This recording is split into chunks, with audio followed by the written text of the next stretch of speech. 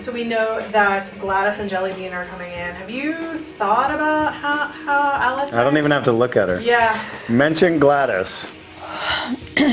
Sorry. Do you think Alice and Gladys were friends back in the day? No. Absolutely not. No? No. You don't think we had like dinner together or like went to church together? No, Alice left and Gladys swooped in. There you go. That's what you get for leaving. We cannot wait for. Do you know anything about it? Because I think Roberto said at Comic-Con, episode 8 or 9. So have they? I know a little bit about it, but you know, a lot of times what Roberto tells us is coming kind of materializes in a different way than the original thought, and so I'm excited to see what he comes up with. But what he told me was so amazing. I hope it goes down that way. Any chance we'll get to see, or has Roberto even talked about flashbacks of you guys? So next episode, 304, is flashbacks of all the parents, that's going to be fun. But it's tied into a current plot point of the predicament that the town is in right now, and there's this evil lurking. And so this flashback ties into something that happened with the parents back in the day. Evil lurking in Riverdale? I know. What? It's unheard of. Unheard of. I think Jughead said this was some sort of innocent town at one point in time. So it's taken a turn. Yeah. Yeah. What's it been like to sort of see actors play your characters, but younger versions? Well, they haven't yet, but they're going to. Have you met them, or at least seen their photos on the walls of the offices? It's our own kids Cole's playing us. Okay. Yeah. So Lily's been plotting out what young Alice looks like and how she's going to play her. Have you noticed Cole studying your mannerisms at all? Yeah, I mean, it's funny because I think we have a lot of similarity in that already.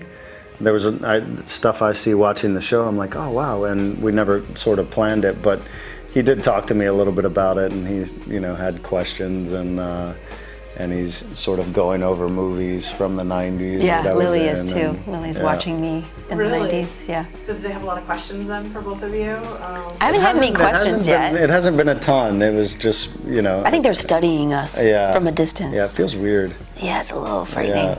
Yeah, I mean, they were always studying us, but now it's like... No, they're really studying us? That's kind of fun, though.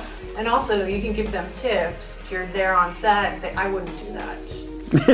I'm sure an actor would love it if you were standing there. Yeah, but Mädchen Amick playing Shelley Johnson in the 90s is very different than I think Alice would be in her teen years. Like, she may look similar, Alice, but it'd be about Alice, and Alice was a badass, and she was a little rebel. So it was before Alice tried to take on this like perfect, uptight thing. So it's a very different, I think, character. So we'll see what Lily does. Here's the thing. Why is FP retiring? It's not like he's 75. He's not retiring. Okay. He's not retiring. It's part of a long plan. So, but putting Jughead in leadership allows him to step back and guide from a different perspective. Okay. He just needed that distance? Yeah. Okay. I just wanted to check. Yeah, he's not retired. I think you could retire from the serpents. No. You would know.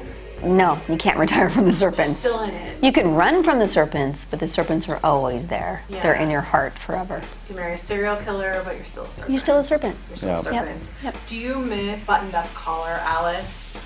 Sort of season 1 Alice? Well, what's interesting is that on the one hand, I'm glad I'm not wearing all of those clothes and all of those layers of control top pantyhose and Spanx and everything that went with uptight Alice. But that Alice is always in there at the core. It's a defense mechanism that she always goes back to when she feels out of control. So even though she's trying to be this free-flowing, love everyone hippie Alice, she always snaps back into these old behaviors. What does FP think of free, love, hippie Alice? What does FP think of? I think that's part of his whole conception of Alice. Free love hippie Alice? Yeah. Okay. That might be OG Alice way back in the day. Yeah. Oh, I mean, I think he's concerned for her, but it's not something we've had a ton of time to address yet with what's sort of happening plot-wise. But we see some of the ramifications of her joining the farm and how it affects them.